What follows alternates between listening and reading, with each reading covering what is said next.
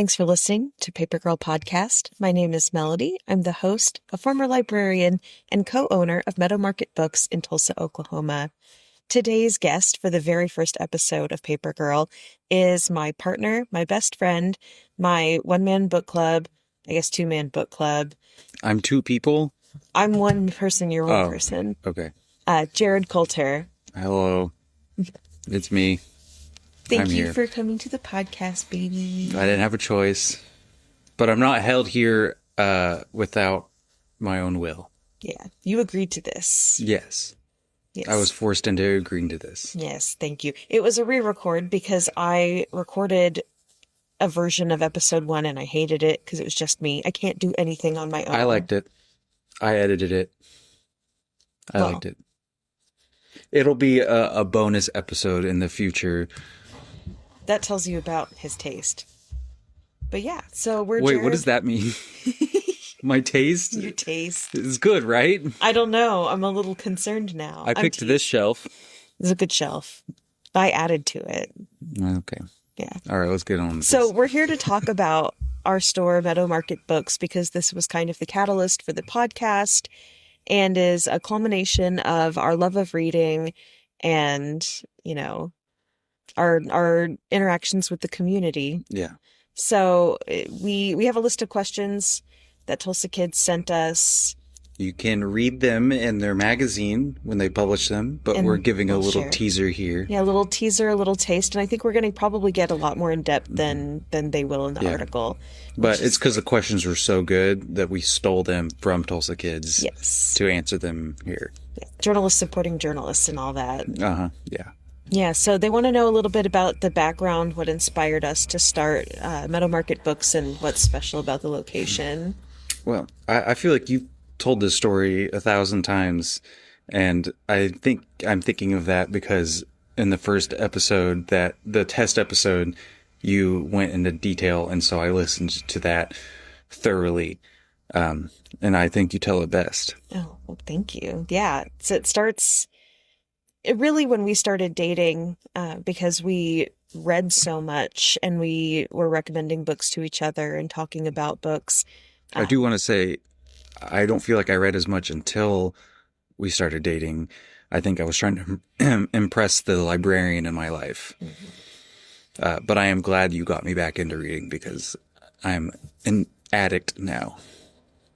I love it. And Jared is a mailman, and so he ends up reading a lot of audiobooks, which I did convince you did count as reading. Yeah. But It really lowers the barrier.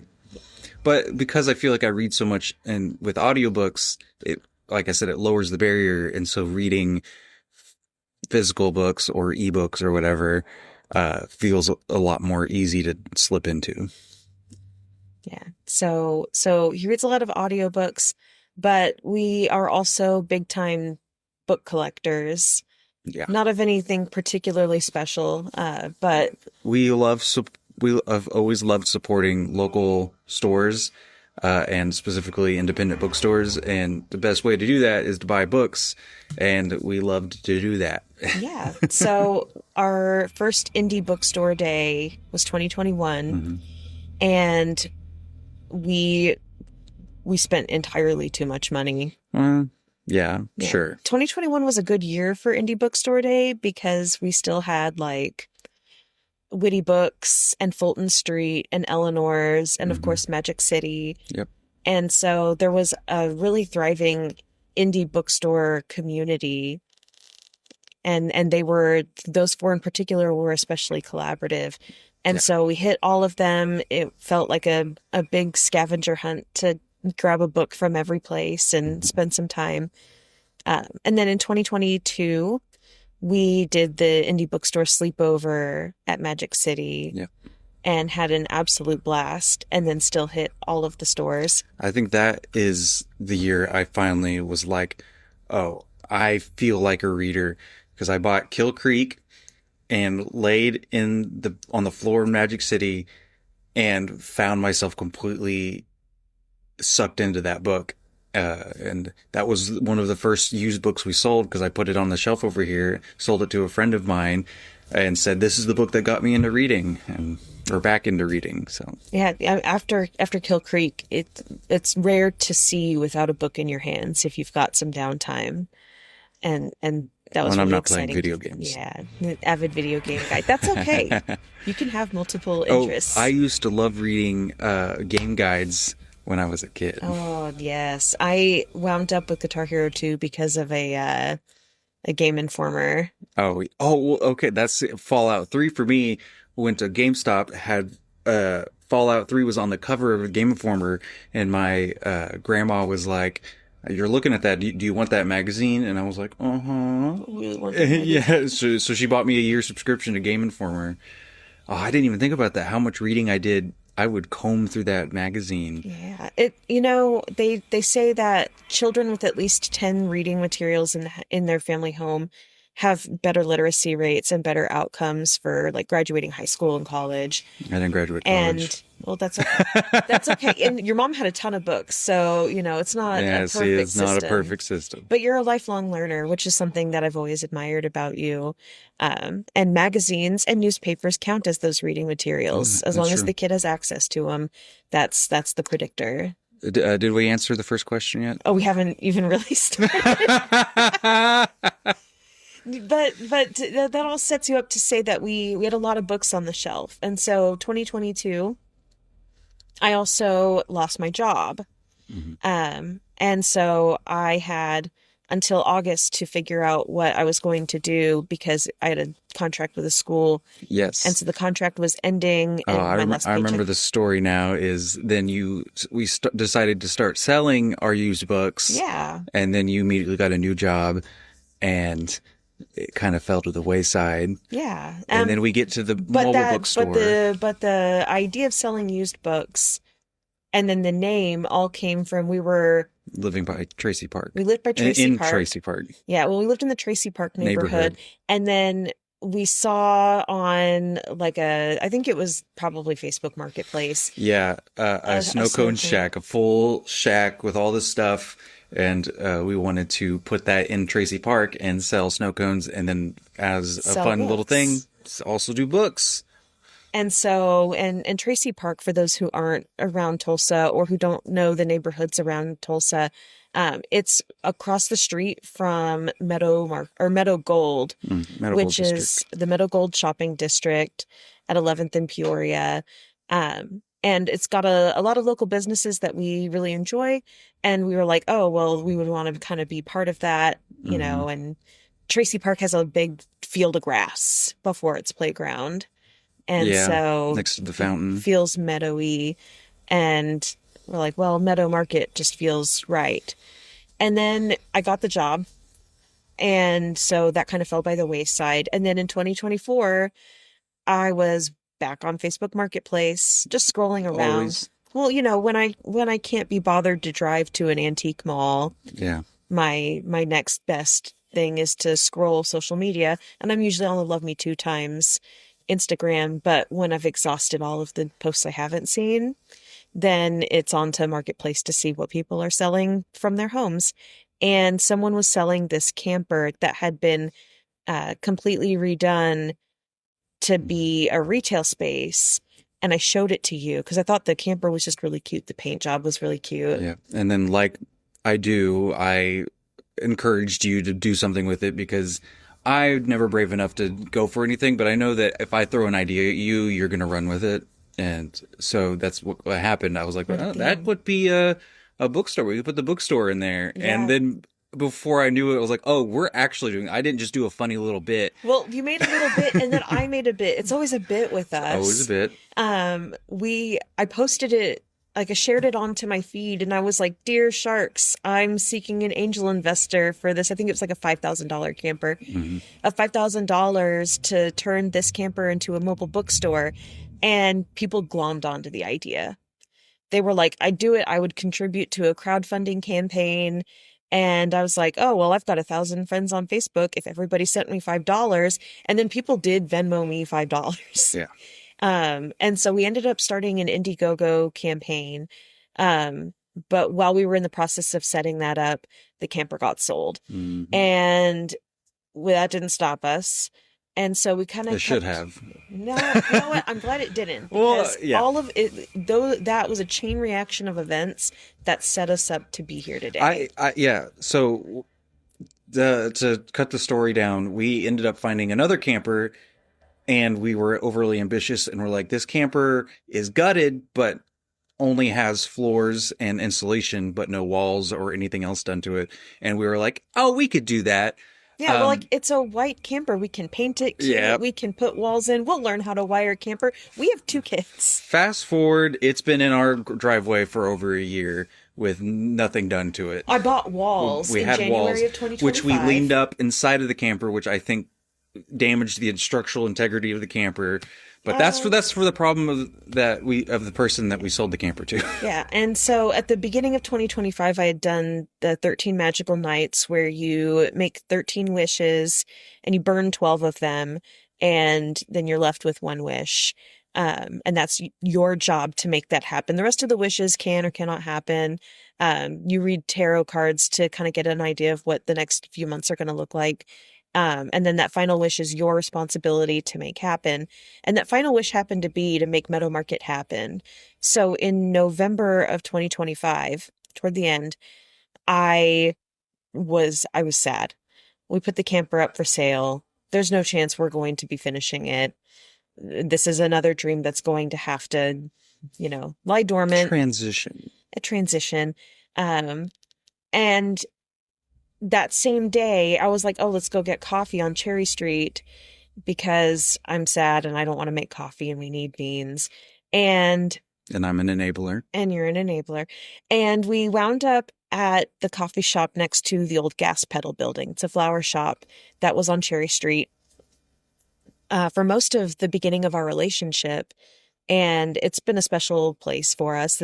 We're answering some of the questions in that. The number 2 was a multi-part question. Okay. So this building sold us flowers. It sold me flowers in a time in my life where I was trying to really like date myself and take pleasure in things that just make me happy. And so I bought a lot of flowers from Gas Pedal. We took our very first family photos with the kids here. We with met Santa Claus. Yeah. He's a nice guy. Real good dude. I think I'm a fan of Santa Claus. Yeah. Call me crazy. And you know what? Santa heard what those kids wanted for Christmas, and those kids got... It's so weird. Growing up, Santa never heard my wishes.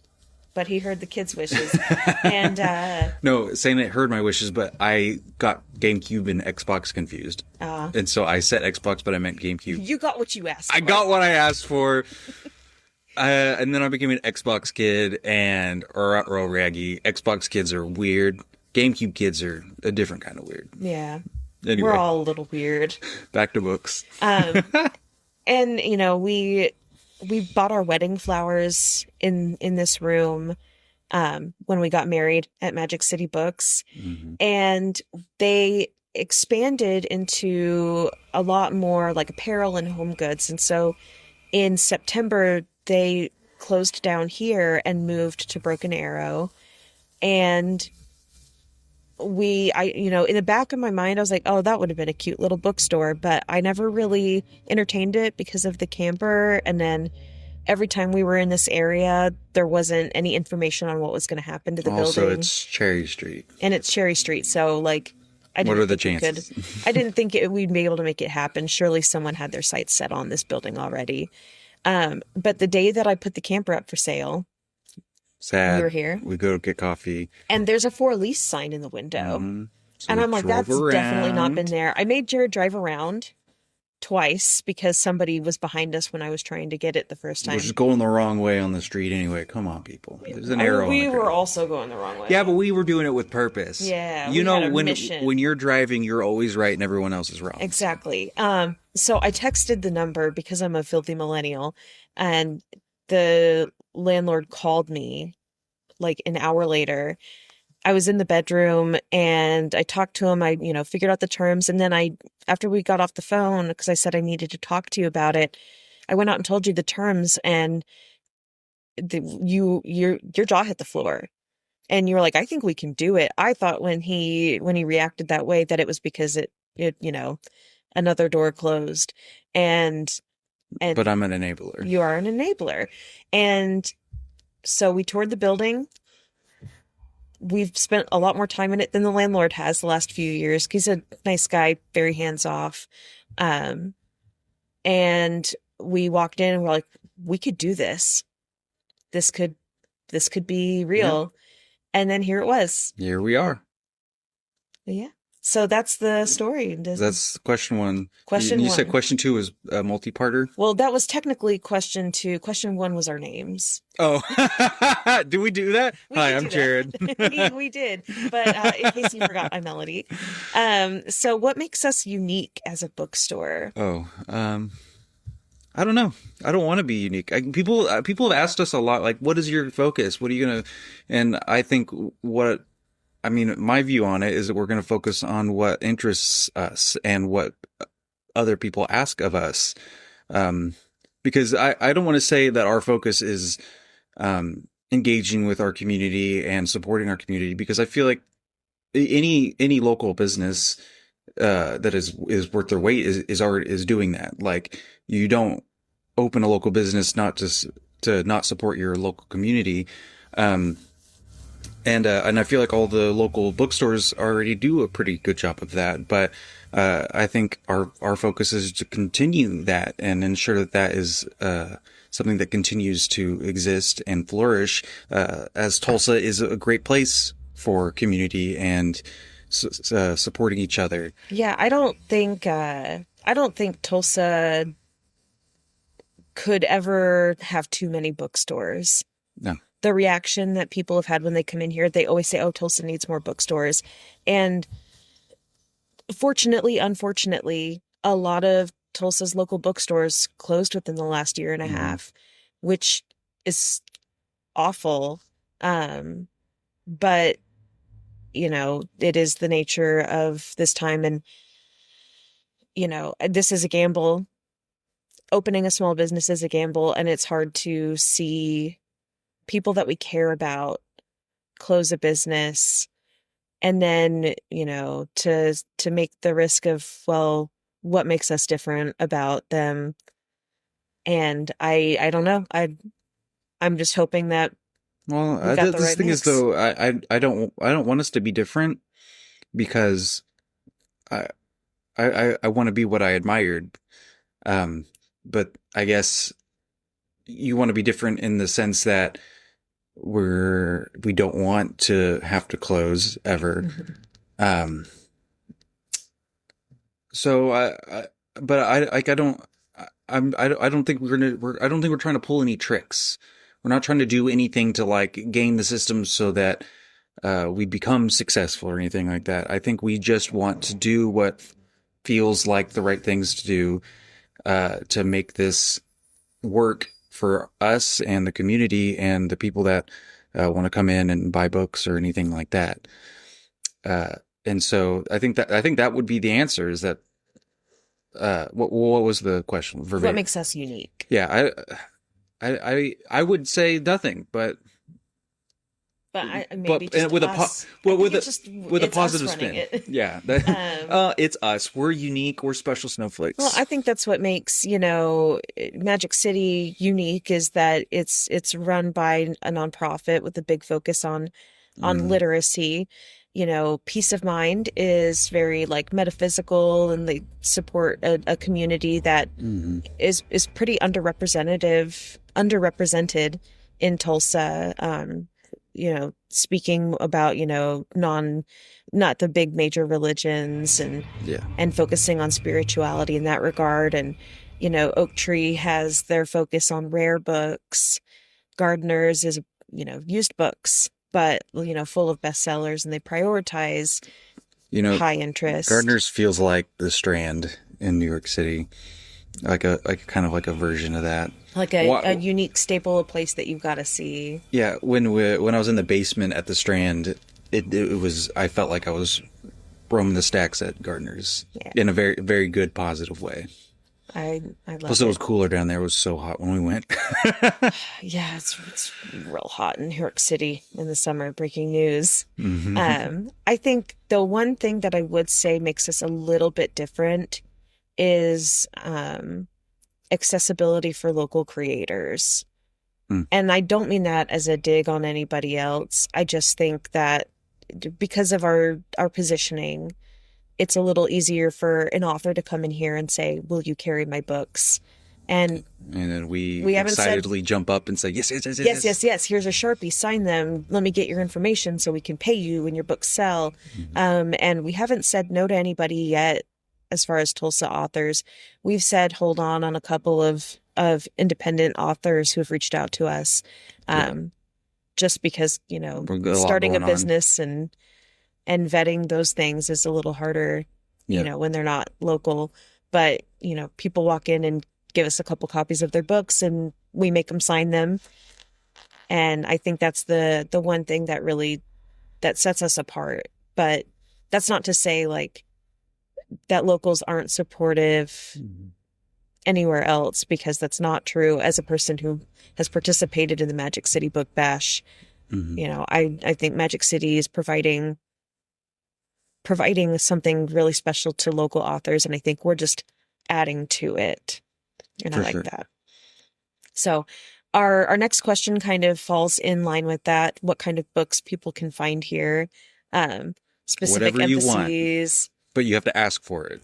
Yeah. So we have limited shelf space. And so we try to pick through bestsellers and things that interest. And, I kind of follow the collection development mind of my librarian training. But we really are jonesing for anything written by Oklahomans, written for Oklahomans, About Oklahomans. about Oklahomans. And then a nice mix of the bestsellers, some gaming. We have a nice RPG shelf Yeah. that's growing. And as far as carrying books for all ages, yeah, we've got kids and we have family with young children.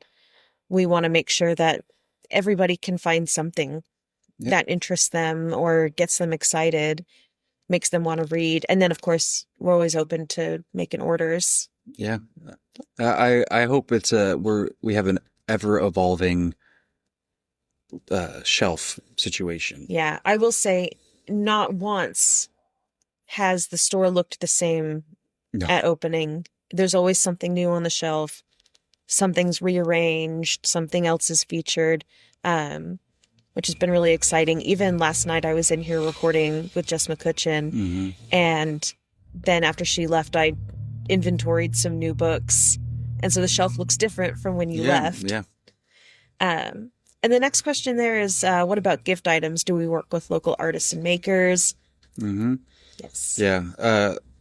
My vision is, because we have a few gift items that we got that aren't local, which are very cute and great options, but I would like eventually to replace all of those with local made stuff or stuff from local vendors. I would like, because we are a bookstore, I feel like we can really lean into that with stuff that isn't books, and really make sure that we support anyone that has something to share with the community. As long as we have counter space and shelf space and wall space, we want people to have their stuff here, just to get eyes on it and then hopefully make some money. Not for us, but for the artists. I think that's super important. And it's fun. I know when I go to a bookstore,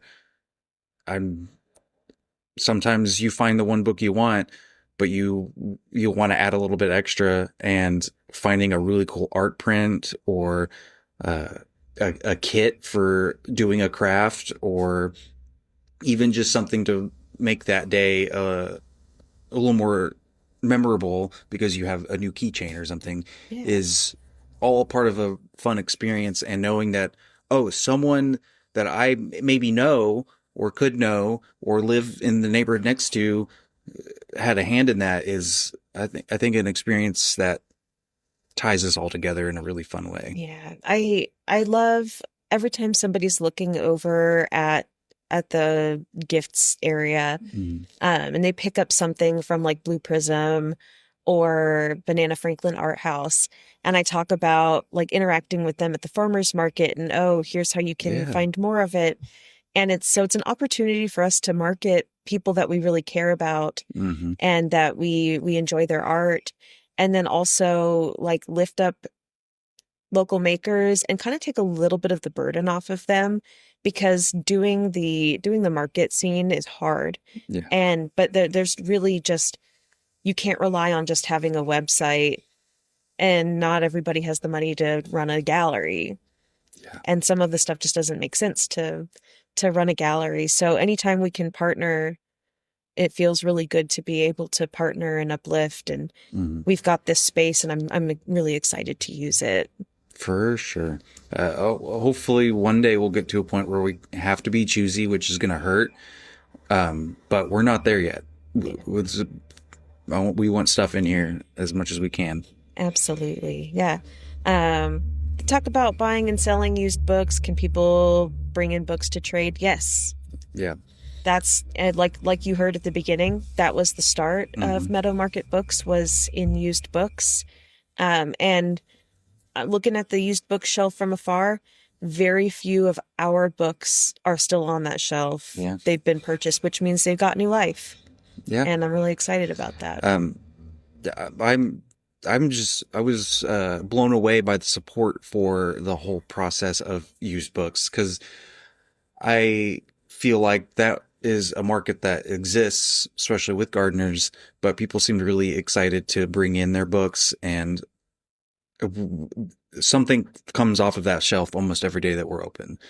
And I think that is super exciting because it's really increases access to just having books, because the new books aren't cheap. And so getting a used book to take home and then knowing you can bring it back here and you get store credit right back on it is that's supporting literacy. And as long as there are good books to be read, which there are a few bad books in existence. Every book has its reader, right? Yeah, you love saying that. Well, it's a library law. Oh yeah. Yeah, the 5 laws of library science. Oh yeah. I'm gonna find a way. What about all the books that libraries don't carry?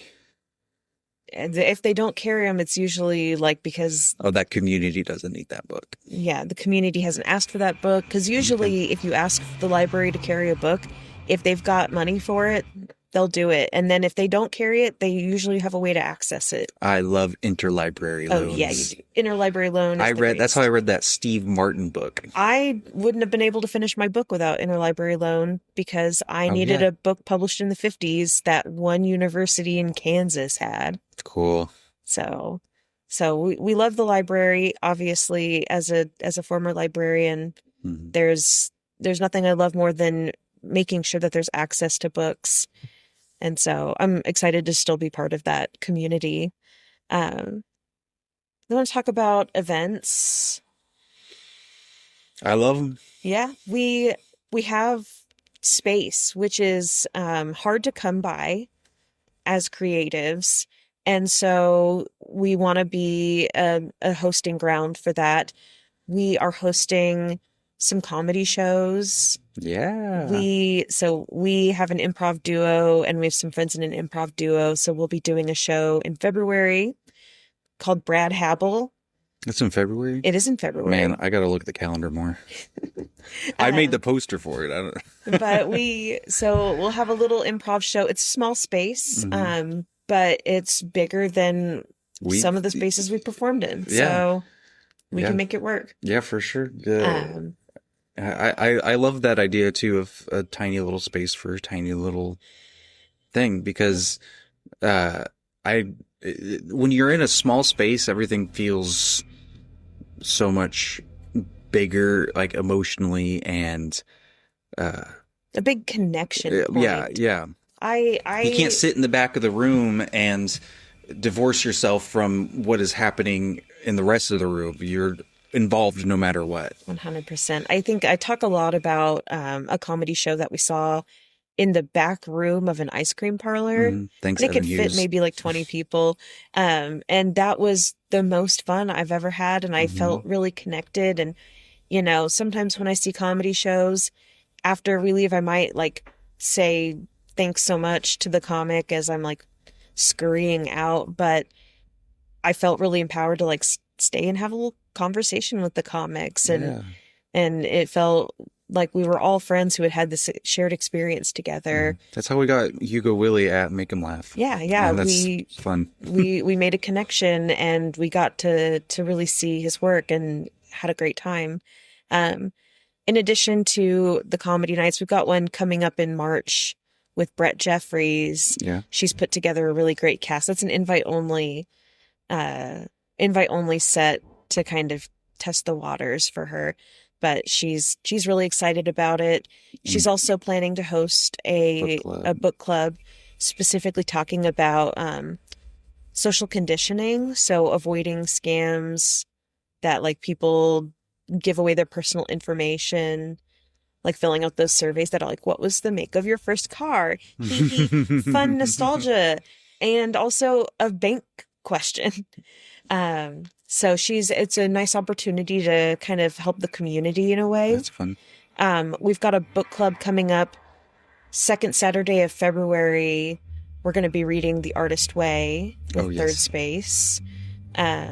We are also hosting the Dungeon Crawler Carl Book Club. I don't think that's their official name. I'm not sure if they have an official name, but they kind of rove around Tulsa hosting book clubs, but they happen to be reading Butcher's Masquerade. So February 24th, we're partnering with Tulsa Girls Social Club. We're not hosting that book club, but we're helping them out sourcing books. Oh, yes. They specifically asked about Mum Day, which she asked if it was about moms. Not specifically. Okay. I saw that question and I thought that was so funny because mum is like such a British thing in both of the definitions. The first definition is a mother, but the second definition is to be silent. Yes. Which that's the intention of the naming convention. Yeah, we wanted to be a little punny, but I think we do need to be more specific. But Mum Days is a silent reading party, book club kind of thing. We'll encourage people to silently browse and enjoy the space. We've got some nice comfy seating that we'll have available and some specials on the mood brews that we carry, and just let people kind of enjoy the space and some quiet. So if you are a mom, that might be something you're very interested in. Let the kids be put to bed by someone else and then come enjoy some quiet time with your book and a beverage and enjoy that. So we're also hosting a creative writing workshop with Create Tulsa on the 15th of March.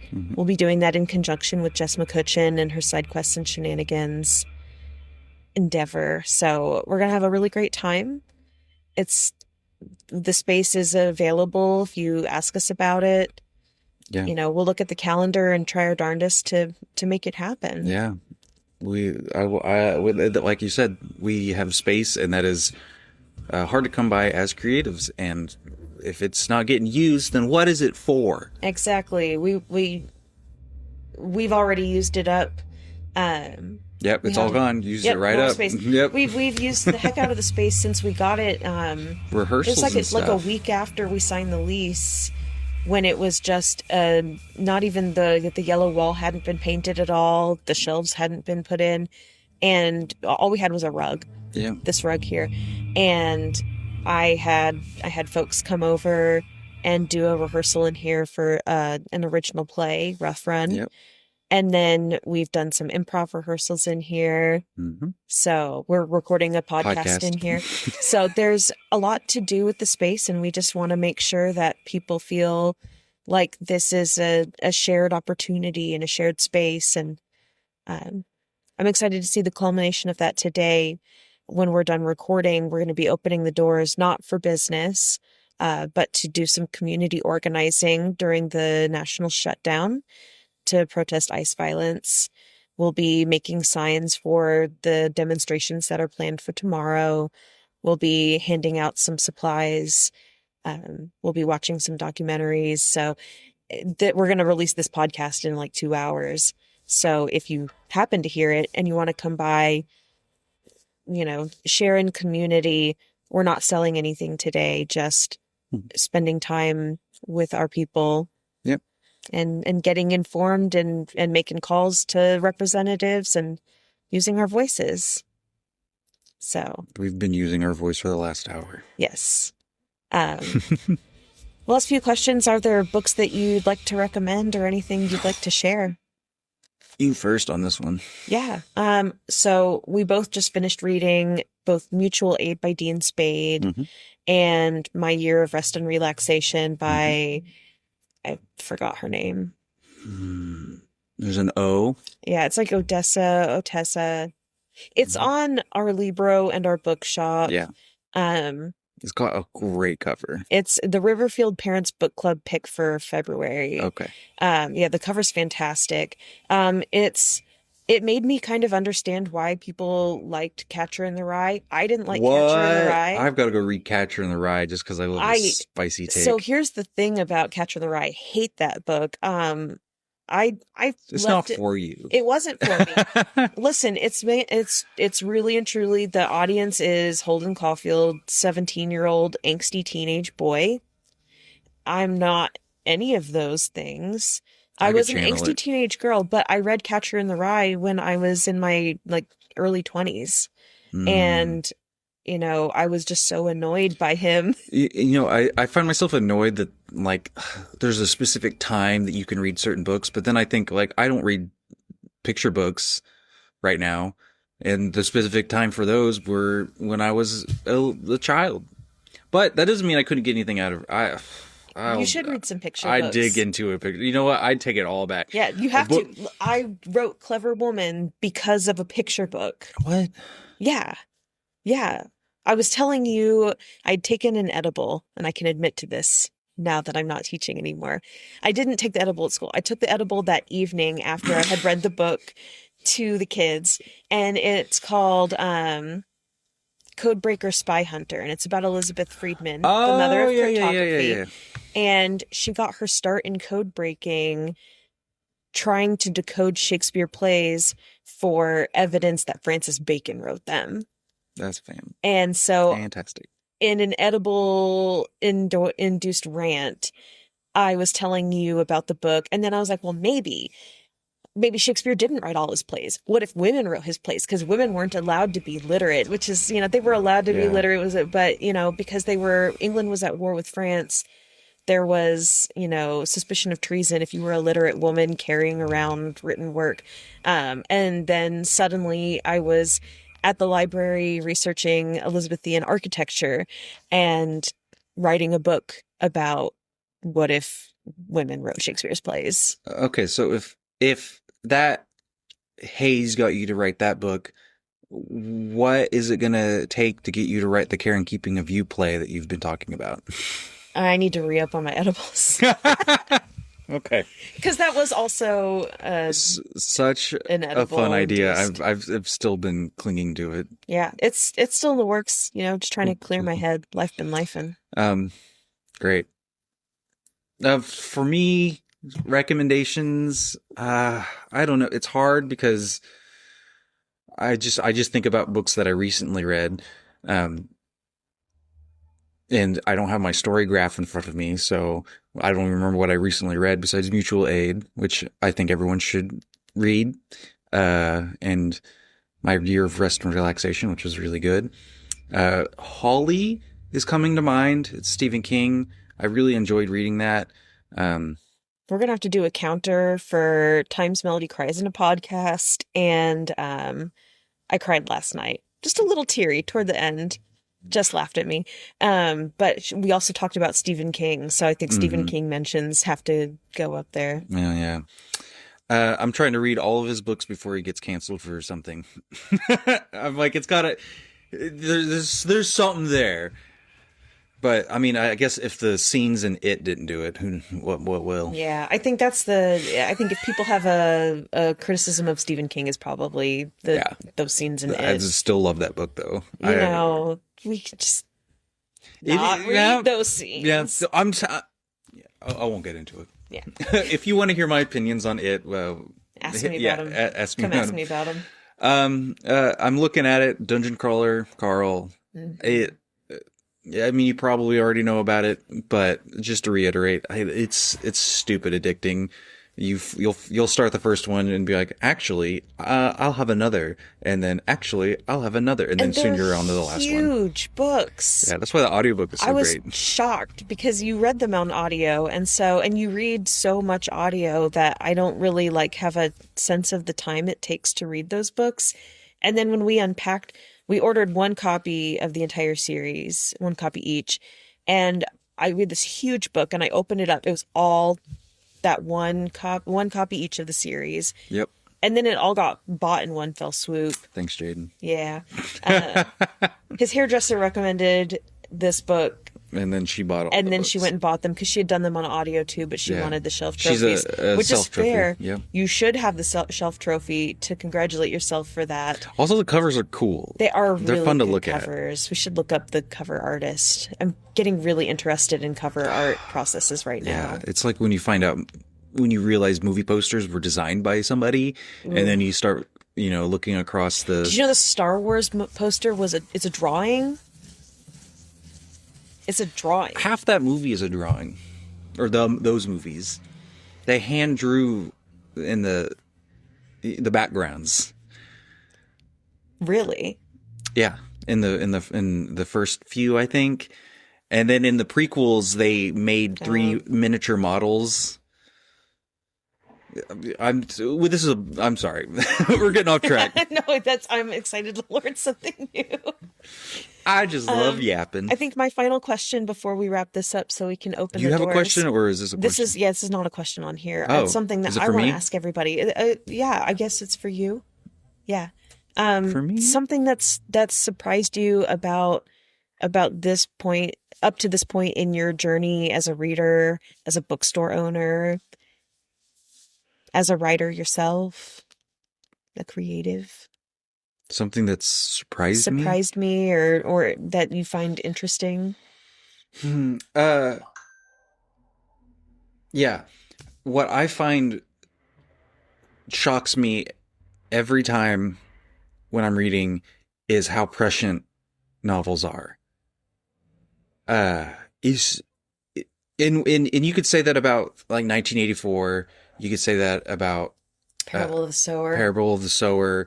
Like, yeah, those books are very prescient. It's crazy how close they got it to like what we're actually experiencing. But it's also in any other book that you read, there's always something that you're like, how did they know that this was it? Or how did they express this feeling? I thought this was something I felt like alone in, or I didn't even pay that much attention to, but I feel like every time I'm reading something, I'm always shocked by how I feel seen by the author in just the most weirdest ways.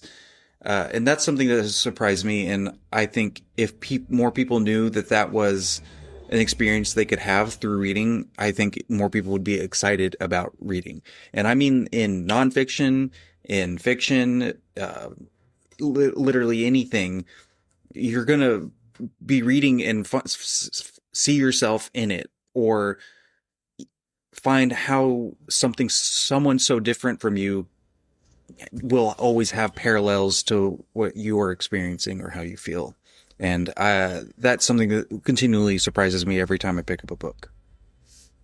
I love that. All right. And now flip it and reverse it. What's your answer? Damn. I had this question. I handled my heat. I think something that I've really enjoyed specifically about opening this store is that every reader's background is so different. And I noticed this a little bit at the library, like the different personalities that you meet in the library. But because of the idea that libraries are supposed to be quiet, which I don't subscribe to, you don't get to chat quite as much. There were a couple of very notable relationships that I built with patrons at the library, but coming into the bookstore, somebody picks up a book and I can't help myself and I yap with them about it. and I just have met already in 30 days of owning a bookstore, have met so many people that I would have never really bumped into on the street and have engaged with all of these really interesting stories. And so, you know, it, I talk about reading as a community driver, and somehow shocks me every time that I'm like, oh my gosh, this new connection with another person who I probably wouldn't have had a chance to connect with, but the bookstore has provided an opportunity for us to connect on a human level and teach each other something. And I think that's really cool. You're right. I changed my answer. That's your answer that's too? my answer now. You picked that? Yeah. Forget everything I said before. That was dumb. I love it. I really enjoyed doing this with you, and I'm excited to see where the bookstore takes us. Yeah. And the podcast and all the new people we meet and all the new art we get to engage with.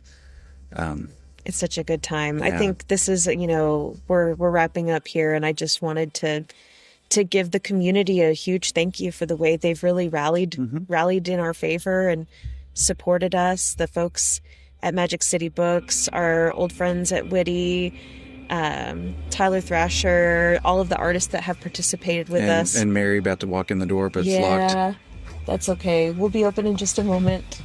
Moment. He's going to open the door for her. But, special shout out to Mike Ward, Memory Cycle, who's painting our windows with a really cute artsy situation. It's been a joy, and it's really been a reminder that everything that you put into your community comes back to you, and you can't support each other enough. And I think that's something that we really need. So I appreciate that. I thank you for listening. The second episode is also going to be up at the same time as episode 1. It features Jess McCutcheon. She's talking about her upcoming release with Josh Wan. And when I say upcoming, I mean it's releasing tomorrow, January 31st, from 4 to 6 p.m. at Heirloom Rustic Ales. It's a family-friendly free event to participate in, with a lot of beautiful art by Stephanie Bales, and a really incredible opportunity to get creative this year. So thank you for listening to Paper Girl.